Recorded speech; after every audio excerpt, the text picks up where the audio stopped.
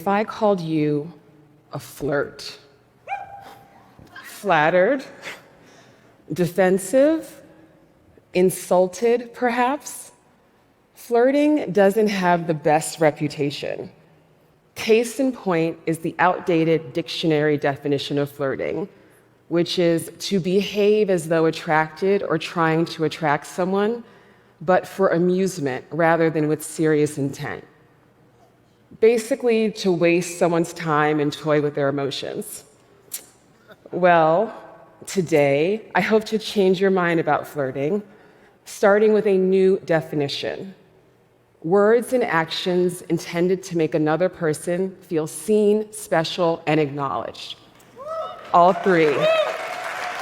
Thank you. For the last 12 plus years, I've been helping people to fall in love and create lasting relationships. First as a matchmaker, and for the last decade, I've been coaching people to be their own matchmakers. As a love professional, I can assure you that many dating problems can be solved with flirting. Can't get a date? Flirt more. Always like them more than they like you? Date the ones who flirt back.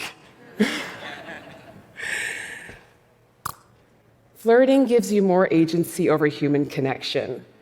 If you're single, it helps you to connect and fall in love. If you're partnered, it helps you to reignite or maintain the spark of chemistry that brought you together in the first place. In other words, flirting is a multi-purpose, customizable superpower. In popular culture, we've seen countless depictions of the super confident, sweet-talking style of flirting. But in real life, you don't have to be the most confident person in the room to be a good flirt. And if you associate being flirtatious with the pickup artist who comes across as creepy or insincere, to be clear, that is not what I'm advocating. Remember the definition that we're working with. Making another person feel seen, special, and acknowledged, not objectified, creeped out, or potentially unsafe. So please refrain from making comments about a stranger's body parts or demanding that they smile at you.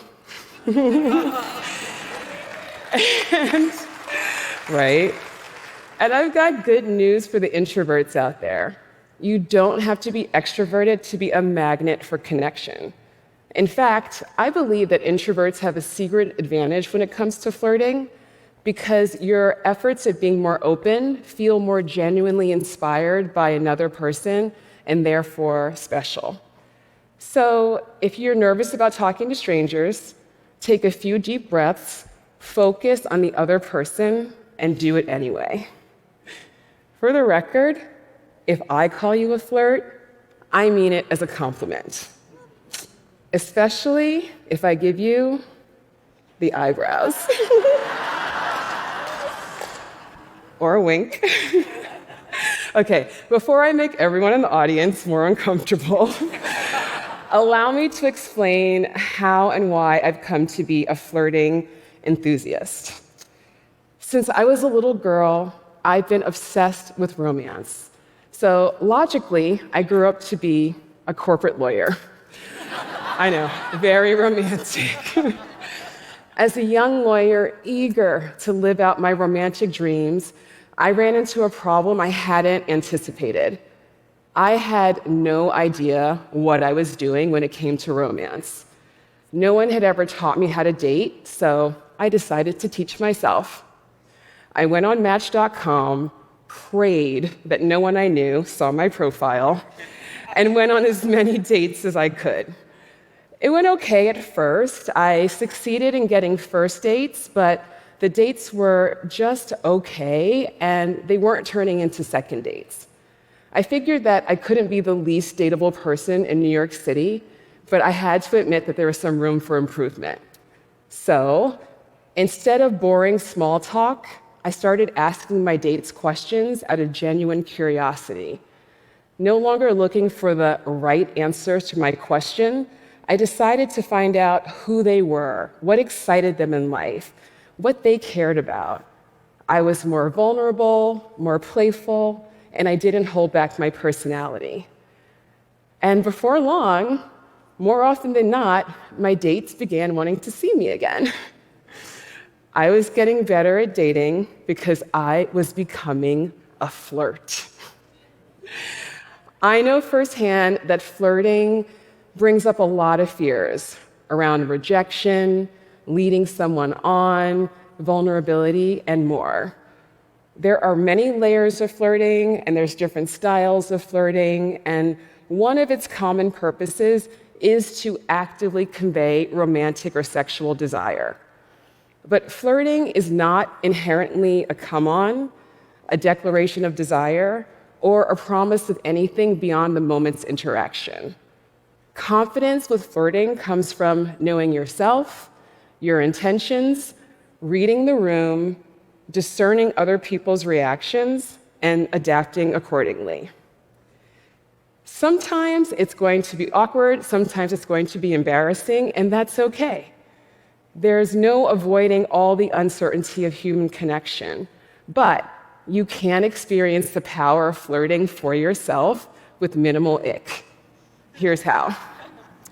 Let's start with two foundational elements of successful flirting: presence and enthusiasm. Presence is about being in the moment with another person without being distracted by what's going on in your head or your surroundings. To practice being more present, take deep breaths to ground yourself in real time, especially if you're feeling nervous. You can silently but powerfully communicate using your body language, your openness to connection, or not. So keep your phones down and your eyes up. Next is enthusiasm. By being enthusiastic, you have the ability to leave other people feeling good for having interacted with you. Your genuine smile can make someone's day. Even your unspoken appreciation for a shared moment of connection, no matter how brief, can often be felt. Lean into being the version of you who leaves other people with a smile on their face, and notice how much more magnetic you become. So once your vibe is right, here are 3 simple flirting styles you can start experimenting with. First is my personal favorite, and that is attentiveness or curiosity. So this looks like inviting connection by asking questions that inspire interesting conversations, like, if money was no object and you could do any job in the world for 1 year, what would you do? And then looking them in the eye, leaning in, and listening to their answer. It looks like paying attention to the stories that they share and noticing that the waiter forgot their lemon wedge. It's perfect for any occasion, from a first date to being an enviably thoughtful spouse. Next is compliments. In movies, the meet cute is the moment when 2 love interests meet for the first time. Giving a compliment is one of the best ways to have your own meet cute moment. So if you dream of meeting your person in person, lean into giving sincere and observant compliments as you move through the world. Now, I want to pause here for a moment to make a distinction between compliments that succeed in making another person feel good and ones that are more, shall we say, ambiguous. So here are a few things that aren't compliments, or at least aren't particularly good ones. Saying, "You're hot," is frankly unimaginative and far too non-specific to be a good compliment. Saying things like, "You're just my type," kind of sounds like a compliment, but it's actually centering your taste more than it is the other person. And backhanded compliments like, "How is someone who looks like you still single?" are not, in fact, compliments. Stop and ask yourself, will what I'm about to say or do succeed in making this person feel seen, special, and acknowledged, or judged, objectified, and defensive. Please flirt responsibly. Seriously. Increase the effectiveness of your compliments by making them specific and sincere, like, you have a great sense of style, or your eyes are so lovely. Maybe it's the start of a longer conversation. Maybe you gave them a boost of confidence. Either way, it's a win. Last but not least is the flirting style of playfulness.